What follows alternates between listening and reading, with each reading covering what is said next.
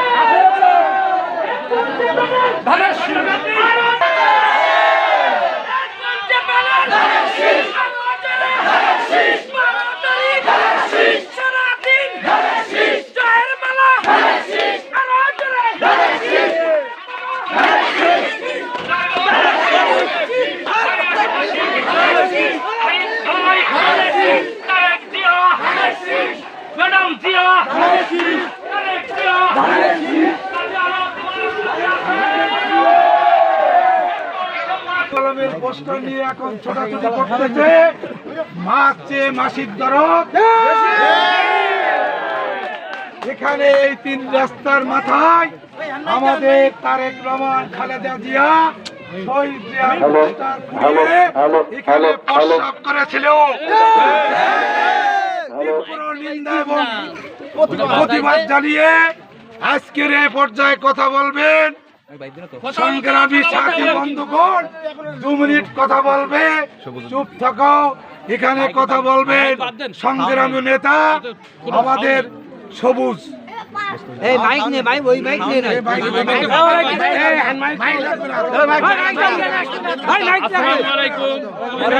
এলাকাবাসী, তারেক রহমানের পক্ষ থেকে আগামী ত্রয়োদশ জাতীয় সংসদ নির্বাচনে আমরা ধানের শীষের পক্ষে একতাবদ্ধ হয়েছি।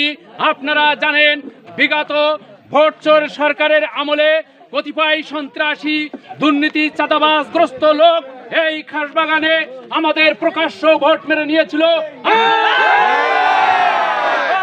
আবারও বিএনপির নাম ভাঙিয়ে ওই স্বতন্ত্র ফুটবলের দিকে ঝুঁকে পড়েছে। তাই আমি তাদের সতর্ক করতে এসেছি, আপনারা যদি মনে করেন যে 18 সালে পোস্টার পুড়িয়েছিলেন, তাণ্ডব লীলা চালিয়েছিলেন, আপনাদের কোনো প্রকার ছাড় দেব না। মনে করেন এক আঙ্গুল তুলবেন, আমরা আঙ্গুল ভেঙে দেব।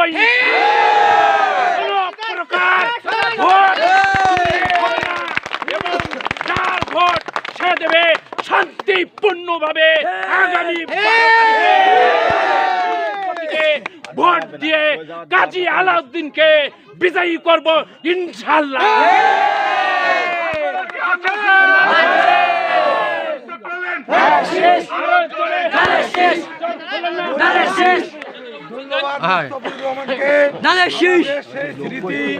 আজকে আমরা ভুলে যাইনি, রাস্তার মোড়ে সন্ত্রাসী যেভাবে তাণ্ডব চালিয়েছিল, আমরা তাদের জবাব দেব।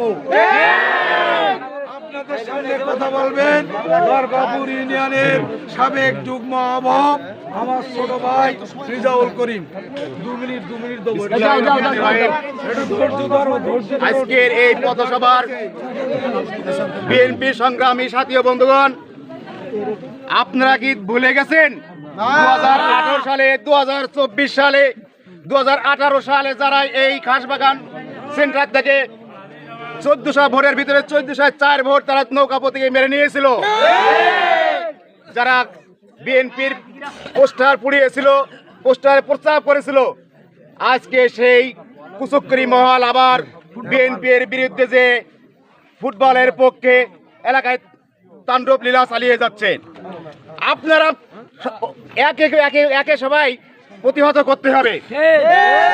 তারা যদি এক আঙুল উঠায়, আমরা সেই আঙুল প্রতিহত করে ভেঙে দেব। পারবেন না?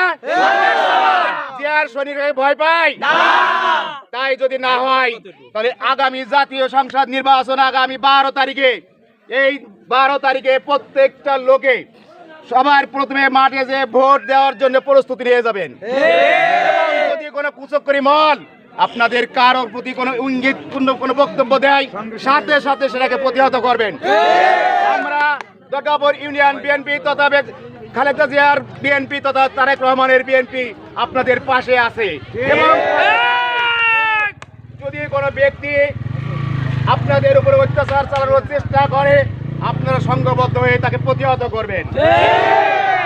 আমরা আপনাদের পাশে আছি এবং পাশে থাকবো, এই বলে আমি আমার বক্তব্য এখানে শেষ করছি। আল্লাহ হাফেজ।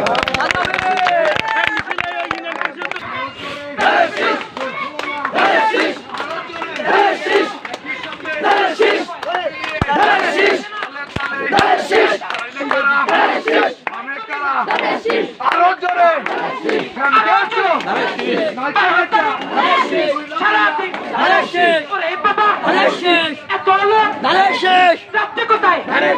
সামনে কারা শহীদ সেনা, পিছে কারা শহীদ সেনা, আমরা সবাই ভয় করি না।